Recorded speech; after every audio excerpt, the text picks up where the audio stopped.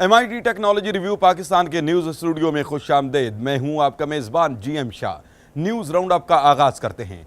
Bulletin के आगाज़ में आपको बताते हैं कि बरतानिया के माहिर टॉबी जेनकिंस ने एक ऐसी स्मार्ट बैंडेज तख्लीक की है कि जिससे ज़ख्मों के इलाज में सबसे बड़ी रुकावट बैक्टीरिया के बायस होने वाली इन्फेक्शन का पता चलाया जा सकता है।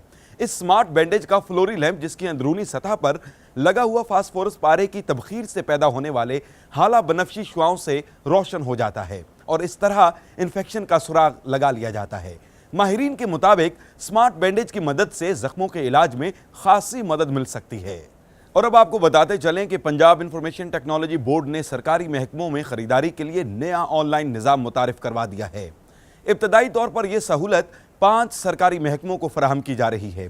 इस निज़ाम का मकसद सरकारी महकमों में खरीदारी के निज़ाम को साफ, शफाफ और मौसर बनाना है। पंजाब इंफॉर्मेशन टेक्नोलॉजी बोर्ड के चेयरमैन डॉक्टर उमर सैफ का कहना है कि इस प्रोग्राम के तहत सरकारी महकमों में 1 लाख रुपए तक मालियत की अशिया की ऑनलाइन खरीदारी की जा सकेगी। और बुलेटिन के आखिर में आपको बताते चलें कि किताबें पढ़ने वालों के लिए खुशखबरी है।